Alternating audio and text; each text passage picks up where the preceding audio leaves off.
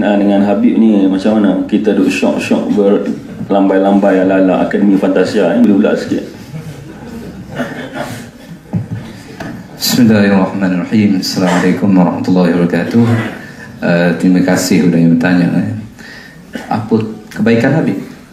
Kaitan Habib ni dengan Syiah di Malaysia, ataupun dari sudut kasidah-kasidah yang mereka nyanyikan, adakah ini juga sebahagian daripada cara Syiah menyampaikan dakwah mereka?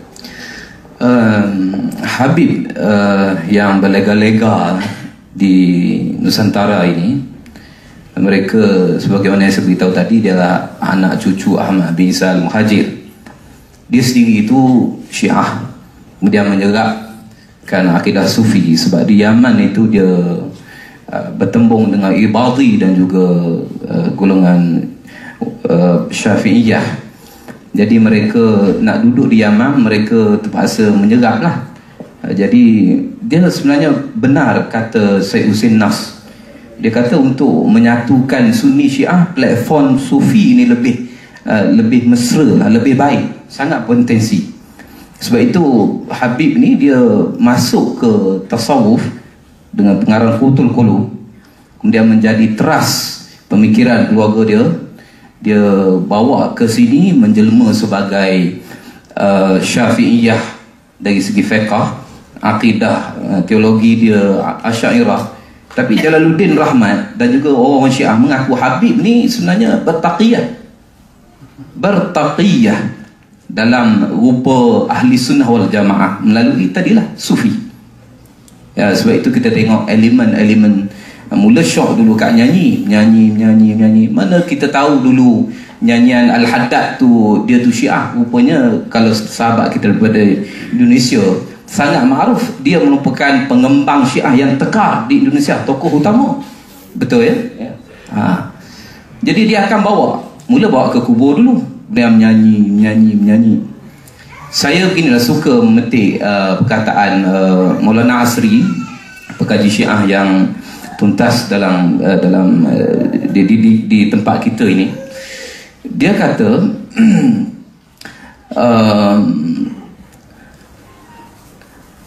orang-orang mula-mula dia syok bawa ke kubur dulu. Kan, dia bawa ke kubur dulu, lama-lama dia akan timbul satu persatu, makin jelas Syiah. Dulu Habib Umar datang ke sini, orang tak perasan dia tu siapa. Kemudian dia boleh bergabung dengan Asy'ariyah dan sebagainya, kan. Dia boleh bergabung dengan Asy'ariyah, tokohnya nama Banjari tak Banjarinya, Saqafi tak Saqafinya. Ya, dia masuk ke pondok-pondok dan sebagainya, orang tak nampak lagi. Bila dia tersingkap video Yaqazah, dulu kita kecam Yaqazah itu berada pada Arkam. Sekarang Yaqazah Habib Umar tak soal. Sedangkan Syekh Al-Arkam itu keturunan Ahmad bin Isa Al-Muhajir, Syekh Suhaimi, Imam Mahdi mereka itu. Jalur yang sama sebenarnya. Dia akan bawa sikit-sikit lama-lama kepada Syiah. Maulana Asri kata sesuatu benda yang dah menjadi syiar bagi Syiah, kita tak boleh ambil. Itulah kaedah saya kata, nyanyian Habib tu memanglah kita seronok dengar kan dan sebagainya. Bagi yang tak tahu ilmu seni memang seronok. Bagi saya qari Quran ni ya, memang meluat lah sebenarnya. Itulah sebenarnya dari sudut suara dan sebagainya sangat meluat. Gonggang tak masuk zauk langsung. Begitulah umpamanya. Jadi lebih baik kita elaklah daripada nyanyian yang begitu. Banyak lagi nyanyian-nyanyian yang lain yang bersifat kebangsaan dan sebagainya. Dendang sayang lagi sedap ya. Tak payah, tak ada kaitan dengan agama pun. Itu akhir-akhirnya mereka akan bawa kita ke rumah-rumah ibadat, menyanyi menjadi orang Yahudi dan Kristian. Nauzubillah min dzalik. Beratlah itu fenomena. Jadi saya rasa sikit mengenai Ba'alawi. Sekarang kita sibuk Asy'ariyah yang menyamar sebagai Sunni palsu. As-Saqaf itu Ba'alawi daripada Yaman, Ahmad bin Isa Al-Muhajir, induk dia. Siapa tokoh tu, guru dia bernama As-Saqaf, Zami'an Al-Ghari. Itu juga dia akan bawa sikit-sikit. InsyaAllah. Ya, itu saja jawaban saya. Terima kasih. Saya baru nak sebut Zamihan, Ustaz dah sebut, tak apa.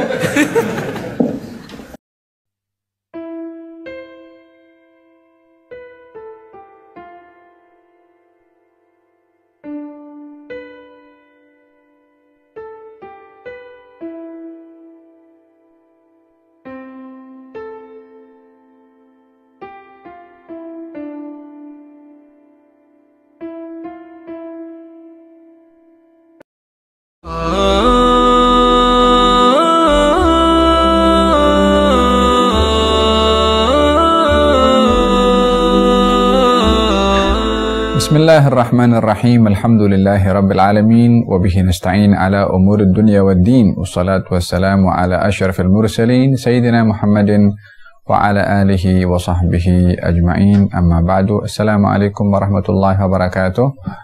Kepada semua penonton kepada acara ini, bersama-sama kita ingin mengambil manfaat dan juga nasihat daripada firman Allah Subhanahu wa taala. A'udzu billahi minasyaitonir rajim. Bismillahirrahmanirrahim. Wal 'ashri innal insana lafi khusr illa alladhina amanu wa 'amilus solihati wa tawassaw bil haqqi wa tawassaw bis sabr. Demi masa sesungguhnya manusia berada dalam kerugian kecuali orang-orang beriman, beramal saleh, saling ingat mengingatkan di dalam kebenaran dan ingat mengingatkan di dalam kesabaran.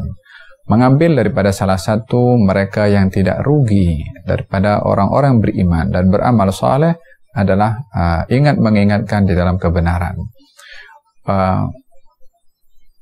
Untuk memberikan perkongsian di dalam ingat mengingatkan di dalam kebenaran, beberapa perkara ingin saya sentuh, menjawab kepada beberapa isu yang diviralkan beberapa waktu yang lalu.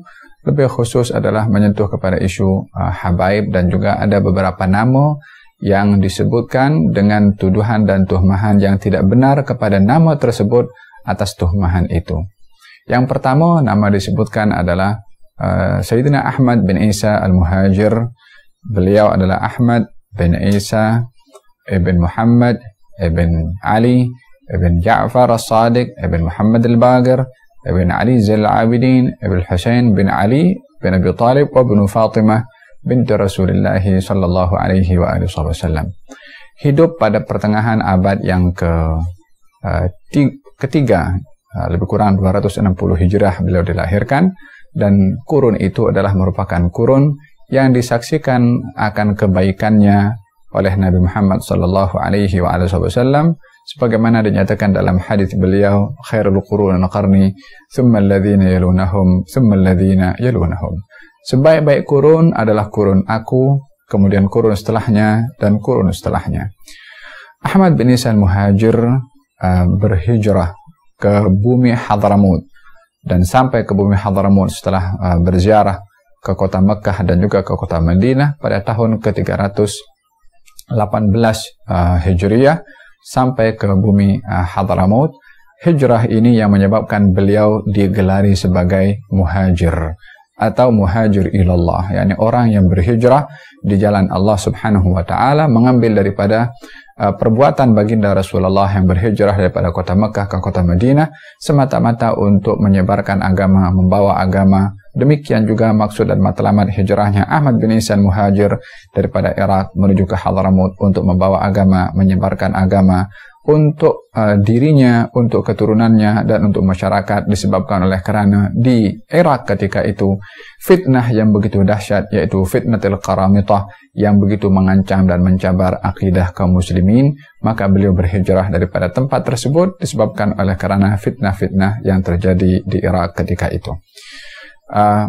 Beliau dituduh dalam beberapa waktu yang lalu dengan tuduhan beliau sebagai seorang yang Syiah, yang mana tuduhan itu adalah tidak benar, dengan beberapa bukti yang akan saya ketengahkan, di antaranya dalam buku yang ditulis oleh Al-Imam Muhammad bin Ahmad Asy-Syatiri dalam buku yang bertajuk Adwar Tarikh Al-Hadrami. buku yang menceritakan tentang sejarah Hadramut, yang di sini dinyatakan beberapa perkara tentang mazhab Al-Imam Ahmad bin Isa Al-Muhajir, termasuk jawaban kepada tuduhan yang menuduh kepada Ahmad bin Isa Al-Muhajir sebagai seorang yang bermazhabkan kepada Syiah Imamiyah.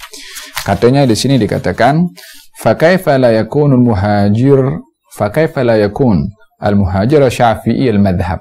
Bagaimana boleh dikatakan kalau muhajir itu bukan bermazhab Syafi'i? Yani soalan dalam bentuk hairan.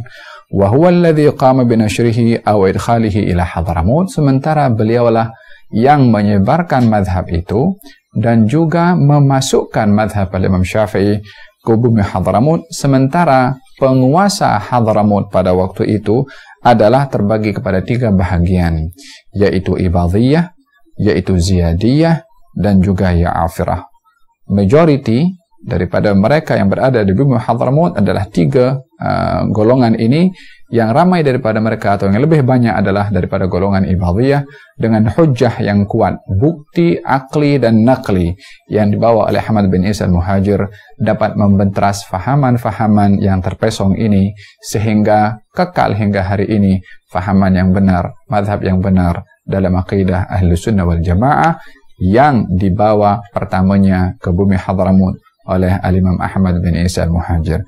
Saya sambung, kata penulis ini mengatakan, wa yara ba'du mu'arrikhi hadzal 'asr, dan telah melihat atau berpandangan ahli sejarah di zaman ini, annahu la yujad ahadun min ulama ahli sunnah wa bil akhas min ulama asy-Syafi'iyyah bi Hadramut قبيلة ومنذ قدوم المهاجر إليها فهو في نظره ليس أول من نشر مذهب الشافعي فحسب بل إليه يرجع الفضل بمقتضى ما يقول في أنه أول من أدخله إليها ونشره. Yani pandangan daripada ahli sejarah zaman sekarang ini mengatakan bahwasanya orang pertama daripada mazhab Al-Imam Syafi'i, pengikut mazhab Al-Imam Syafi'i yang menyebarkan mazhab Syafi'i di bumi Hadramut adalah Al-Imam Ahmad bin Isa Al-Muhajir, yang sebelumnya madhab ini tidak tersebar di bumi Hadramut, akan tetapi orang yang pertama memasukkan madhab Al-Imam Syafi'i ke bumi Hadramut adalah Ahmad bin Isa Al-Muhajir. Diteruskan perjuangan Al-Muhajir oleh anak-anaknya dan keturunannya. Salah seorang daripada anak beliau yang bernama Ubaidillah belajar kepada imam besar daripada Ahli Sunnah wal Jamaah yang bernama Imam Abu Talib Al-Makki, yang beliau adalah merupakan ulama terkemuka di dalam madhab Ahli Sunnah wal Jamaah, dan ini adalah satu bukti kalau beliau dan juga keturunannya berpegang kepada madhab Ahli Sunnah wal Jamaah. Lebih daripada itu, silsilah keturunan beliau yang pada akhirnya dinamakan Habaib, semuanya hingga saat ini lebih kurang sudah lebih daripada 12 abad daripada beliau sampai ke bumi Hadramut hingga sekarang, diwarisi oleh anak dan keturunan beliau hingga saat ini, keseluruhannya bermadhabkan kepada madhab Al-Imam Syafi'i. Mufti Hadramut sekarang yang ada adalah Syafi'ul Madhab, yang sebelumnya Syafi'ul Madhab, dan seterusnya yang sebelumnya yang merupakan keturunan beliau, karena mufti di Hadramut ada yang merupakan keturunan beliau dan ada yang bukan merupakan keturunan beliau. Secara keseluruhannya adalah bermadhabkan kepada madhab Al-Imam Asy-Syafi'i. Ini di bumi Hadramut. Di luar bumi Hadramut, hijrahnya para habaib daripada Hadramut yang bersinggah di India, mereka masih berpegang kepada madhab Al-Imam Syafi'i, sehingga hari ini dapat dibuktikan dengan sejarah dan penulis-penulis sejarah di India, khususnya di Kerala, didapati di situ bahwasanya ramai daripada mereka bermadhabkan kepada madhab Al-Imam Syafi'i, hasil daripada hijrahnya para habaib daripada bumi Hadramut ke India dan juga menyebarkan madhab Al-Imam Syafi'i.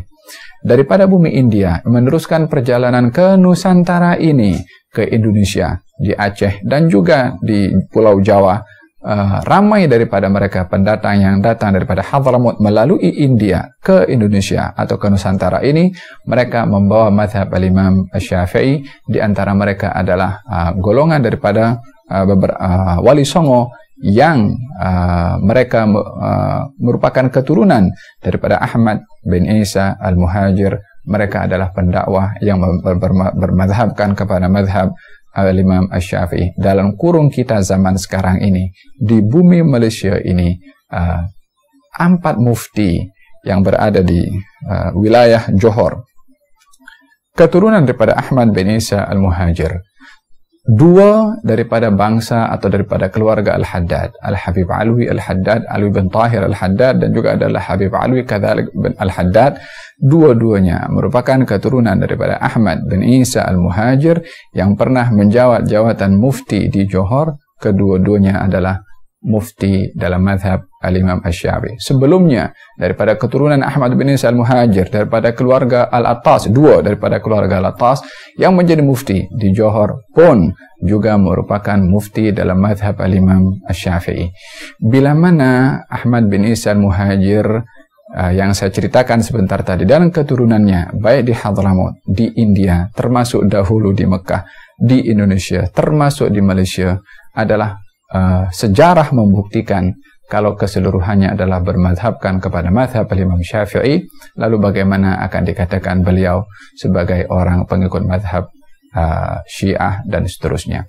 Adapun tuhmahan yang dituhmahkan kalau beliau itu adalah bermadhabkan kepada mazhab Imam atau bermadhabkan kepada mazhab Syiah Imamiyah, mufti Johor yang merupakan keturunan beliau sendiri, yaitu Al-Habib Alwi bin Tahir Al-Haddad, menulis dalam kitabnya Ithmidul Basair, dan kitab itu ada. Beliau mengatakan bahwasanya mazhab Al-Imamiyah itu ditubuhkan setelah zaman Al-Imam Ahmad bin Isa Al-Muhajir. Lalu bagaimana akan dituhmahkan kepada Ahmad bin Isa Al-Muhajir mazhab Syiah Imamiyah, sementara mazhab itu muncul setelah beliau? Ini adalah merupakan tuduhan yang tidak benar dan tidak sahih untuk dituduhkan kepada Sayyidina Ahmad bin Isa Al-Muhajir ilallah. Perkara yang kedua yang perlu saya kongsikan juga, yang menjadi kekeliruan kepada ramai orang, berkenaan dengan kalimat Al-Alawiyyin, yang menjadi satu istilah kepada beberapa perkara dan bukan mempunyai makna satu atau istilah satu, tapi kalimatnya satu, lafaznya satu, maknanya pelbagai dan berubah-ubah mengikut kejadian ataupun masa yang berlalu. Apa yang saya ingin jelaskan di sini, isu Alawiyyin. Kalimat Alawiyyin adalah kalimat yang digunakan sama dengan beberapa kalimat yang lain yang menyerupai, yang nisbah kepada seseorang. Alawiyyin nisbah kepada Ali bin Abi Thalib. Abbasiyyin nisbah kepada Abbas bin Abdul Muttalib. Umayyyin nisbah kepada Umayyah. Keturunan Ali bin Abi Thalib namanya Alawiyyin, keturunan Abbas namanya Abbasiyyin, keturunan Umayyah namanya adalah Umayyyin. Dan ini adalah yang biasa digunakan dalam sejarah tentang kalimat-kalimat tersebut. Keturunan Sayyidina Ali bin Abi Thalib namanya Alawiyyin. Kalimat yang kedua atau makna yang kedua kepada Alawiyyin adalah nisbah kepada golongan orang-orang yang simpati kepada Sayyidina Ali, yang menjadi pendokong dan penolong kepada Sayyidina Ali, pengikut kepada Sayyidina Ali. Terlepas daripada pengikut Sayyidina Ali ada yang melampau, yang sampai kepada peringkat menuhankan kepada Sayyidina Ali pun juga ada. Mereka yang menjadi pendokong kepada Sayyidina Ali adalah mereka juga dikatakan atau dinisbahkan menjadi istilah kepada mereka, namanya adalah Alawiyyin, sebagai pendokong pengikut walaupun bukan keturunan daripada Sayyidina Ali bin Abi Thalib. Kemudian makna itu menjadi lebih luas atau digolongkan kepada golongan tertentu, kepada golongan yang menisbahkan dirinya kepada Alawiyyin, khususnya yang berada di negeri Suria. Nisbah kepada 2 perkara. Yang pertama adalah nisbah kepada mereka mendakwa pendokong, penolong, simpati kepada Sayyidina Ali bin Abi Thalib dalam pegangan yang bercanggah dengan Ahli Sunnah wal Jamaah, dalam pegangan yang terpesong karena mempunyai akidah dan ajaran-ajaran yang tidak benar. Mereka menisbahkan diri mereka sebagai Alawiyyin daripada nisbah kecenderungan kepada pengikut Sayyidina Ali. Yang kedua adalah nisbah kepada satu gunung yang ada di sana, namanya Gunung Al-Ula, yang ianya adalah artinya tinggi.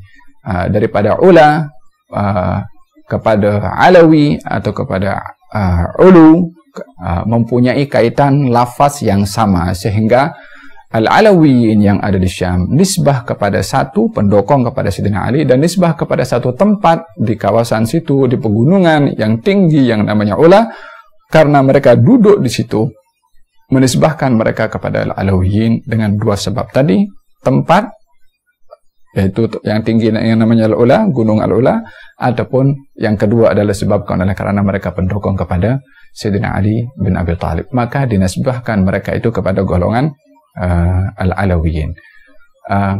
Yang ketiga, kalimat Alawiyin yang selalu digunakan kepada para habaib mempunyai hubungan dari segi nasab dengan Sayyidina Ali, satu hal, satu sebab. Yang kedua adalah, dan ini adalah yang lebih utama, karena nasab kepada Sayyidina Ali adalah boleh melalui Hasan, melalui Husain, ataupun yang lainnya. Tapi kepada mereka para habaib dikatakan Alawi, nisbah kepada seorang bernama Alawi bin Ubaidillah bin Ahmad bin Isa ibn Muhammad ibn Ali ibn Ja'far ibn Muhammad al-Baqir ibn Ali Zil Abidin ibn Husain ibn Ali bin Abi Talib wa ibn Fatimah binti Rasulullah sallallahu alaihi wa ala alihi wa sahbihi wasallam. Ini nasab kepada seorang yang bernama Alawi bin Ubaidillah. Al-Alawiyin atau Ba'alawi atau keluarga Bani Alawi yang ada di Hadramut nisbah kepada Alawi bin Ubaidillah tadi. Pada masa yang sama nisbah juga kepada Sayyidina Ali, karena Alawi adalah merupakan keturunan juga kepada Sayyidina Ali bin Abi Thalib. Kenapa Alawiyin di Hadramut dinamakan Alawiyin atau Ba'alawi atau Bani Alawi? Disebabkan oleh karena orang pertama keturunan daripada habaib yang kepadanya semua habaib di Hadramut dan di luar Hadramut kembali kepada orang ini adalah namanya Alawi, dan beliau adalah orang pertama yang lahir di bumi Hadramut. Yang lainnya daripada keturunan habaib lahir di luar bumi Hadramut. Karena keturunan habaib yang ada di Hadramut semuanya berada di Hadramut, orang pertama yang lahir di situ adalah Alawi, mereka dinisbahkan kepada orang pertama yang dilahirkan di negeri mereka sendiri, yaitu Alawi bin Ubaidillah bin Ahmad bin Isa al-Muhajir. Jadi bila mana disebutkan kalimat Alawi, maka hendaklah dilihat daripada makna tiga perkara yang saya sebutkan tadi: nasab, ansar Sayyidina Ali, terlepas daripada yang melampau dan tidak melampau. Yang ketiga adalah yang khusus kepada mereka para habaib yang ada di Hadramut, sebagaimana saya jelaskan sebentar tadi. Adapun perkara yang ketiga yang perlu saya jelaskan di sini berkenaan dengan tuhmahan kepada Al-Habib Umar bin Muhammad bin Salim bin Hafidh berkenaan dengan isu Al-Yaqadhah. Setelah dirujuk kepada pihak Darul Mustafa tentang isu Al-Yaqadhah, mereka memberikan jawaban kepada saya sendiri, mengatakan apa yang berkenaan dengan isu Al-Yaqadhah yang diambil daripada hadis Nabi sallallahu alaihi wa ala alihi wasallam, yaitu berkenaan dengan hadis Nabi yang berbunyi, man ra'ani fil manam faqad fasayarani fil yaqadhah. Barang siapa melihat aku dalam mimpi, maka dia akan melihat aku dalam keadaan jaga. Mereka mengatakan makna daripada hadis ini adalah apa yang menjadi uraian kepada ahli hadis, terutama sekali adalah Al-Imam Ibn Hajar Al-Asqalani dalam kitabnya Fathul Bari, yang menjelaskan lebih kurang ada 6 pandangan berkenaan dengan hadis tersebut tentang masalah melihat Nabi dalam keadaan Al-Yaqadhah. Kesimpulannya adalah jasad dan tubuh badan Nabi tidak berpindah daripada tempat kubur di mana menjadi tempat bersemadinya jasad yang mulia Nabi Muhammad sallallahu alaihi wa ala alihi wasallam, tidak berpindah daripada tempat kubur baginda Rasulullah dari segi jasadnya.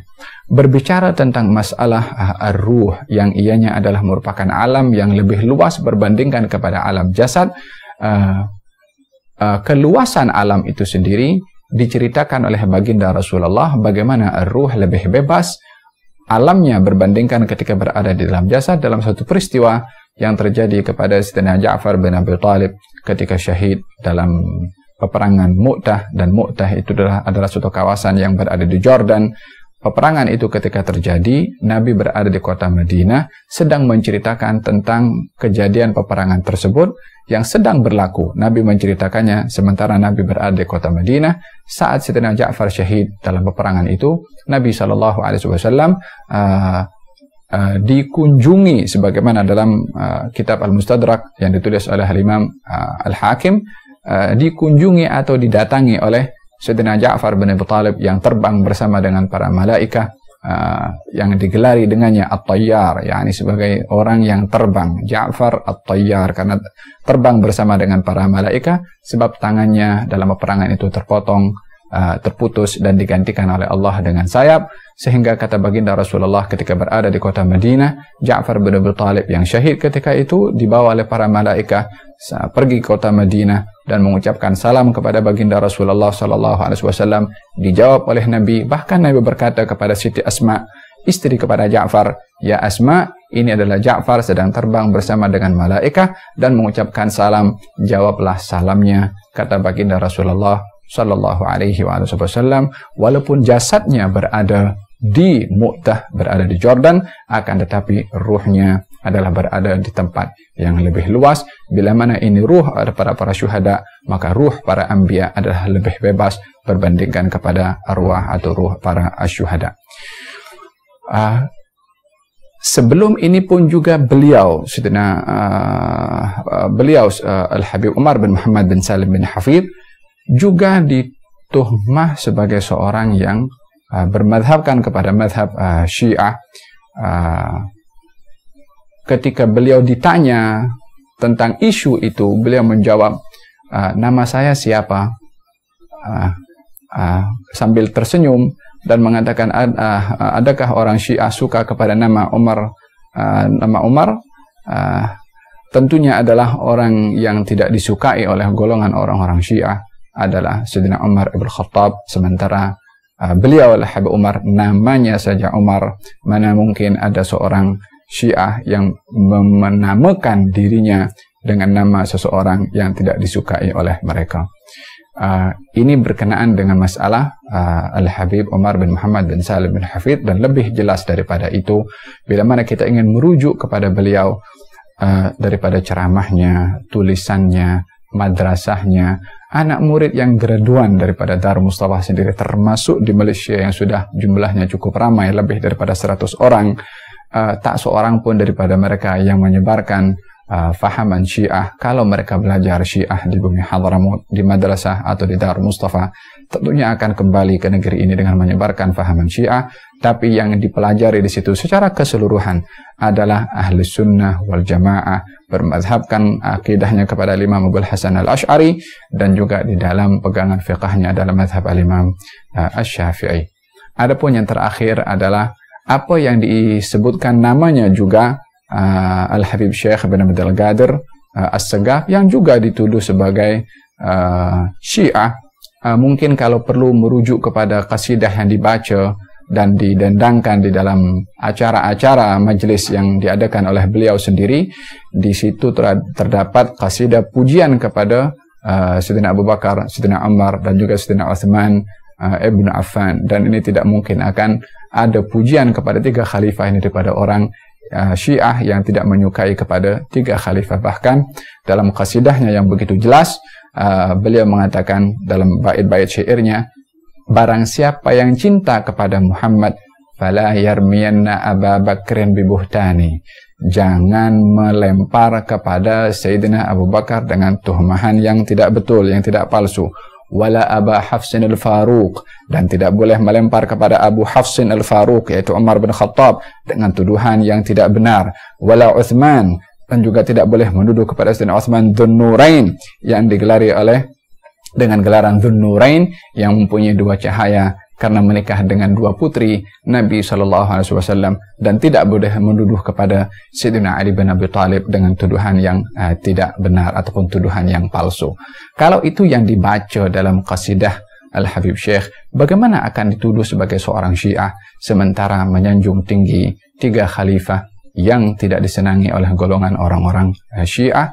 Maka demikian berkenaan dengan Al-Habib Syekh bin Abdul Qadir As-Sagaf.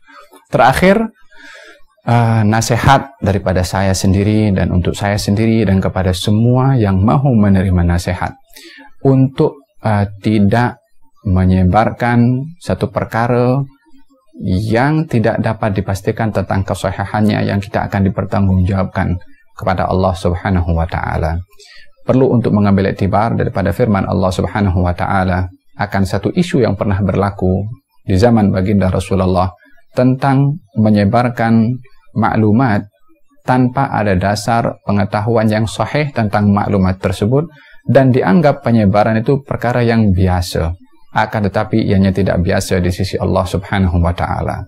Allah Subhanahu wa taala berfirman, "Id talaqawnahu bi alsinatikum wa taquluna ma laysa lakum bihi ilm wa tahsabunahu hayyinan wa huwa indallahi azim." Ketika kamu menerima berita, lalu kamu memperkatakan dengan lisan-lisan kamu, dan kamu mengatakan dengan lisan kamu itu ma laysa lakum bihi ilm, yang kamu tidak tahu kesahihannya, wa tahsabunahu, dan kamu menyangka hayyinan, perkara itu ringan, remeh-temeh, wa huwa indallahi azim, akan tetapi perkara itu adalah besar, berat di sisi Allah Subhanahu wa taala.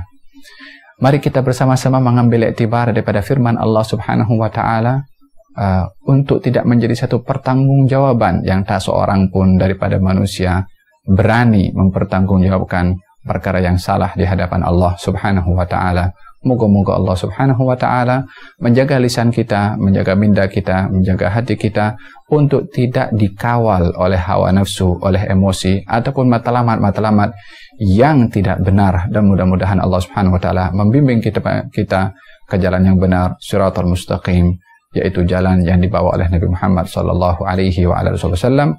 Wabillahi taufiq wal hidayah. Assalamualaikum warahmatullahi wabarakatuh.